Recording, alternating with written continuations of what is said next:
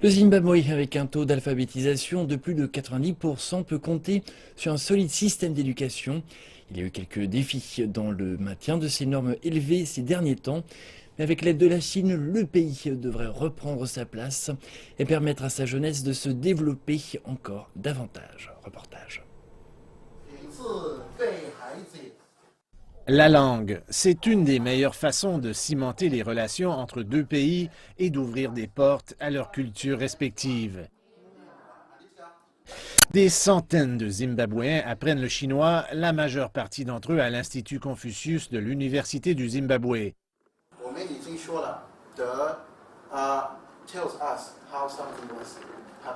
C'est aussi une façon pour le Zimbabwe de maximiser son partenariat avec la Chine. À l'Université du Zimbabwe, nous étudions les façons de voir comment la langue peut nous aider à faciliter notre relation avec la Chine. Mais les avantages vont dans les deux sens. Les professeurs ici ont appris autant qu'ils ont enseigné, particulièrement sur l'équilibre entre le temps de travail et les loisirs. En Chine, nous sommes tout le temps pressés. C'est très compétitif. Mais ici, j'ai appris que je pouvais ralentir et profiter de la vie.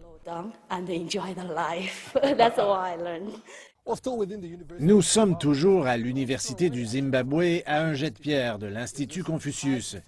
Voici le centre informatique de haute performance où l'on peut trouver ce qu'on appelle un superordinateur. Je vais aller découvrir ce qu'il fait.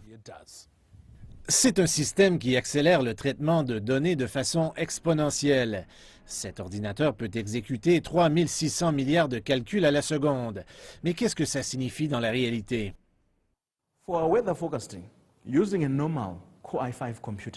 Pour nos prédictions météo, un ordinateur normal mettrait 30 heures à faire les calculs des données satellites. Mais en utilisant le superordinateur, nous pouvons traiter les données en seulement 8 minutes.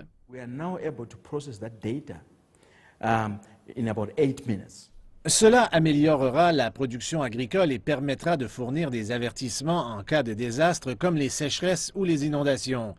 Il aidera aussi les recherches géologiques et pourra servir dans les tests d'ADN.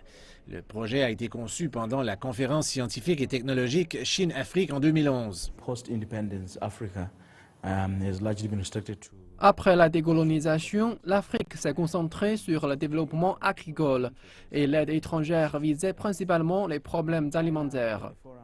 Et à la conférence, la Chine a mis de l'avant une nouvelle approche pour aider les pays en voie de développement à se développer de manière conjointe. Le modèle asiatique prétend que si un pays veut se développer, il doit absolument utiliser la science et la technologie. Le groupe chinois Inspur a construit un centre ici. C'est le 4e en Afrique et le 2e plus grand de tout le continent. Ce partage de culture a permis la publication du premier dictionnaire Shona chinois, ce qui permet à ces deux peuples de mieux se comprendre.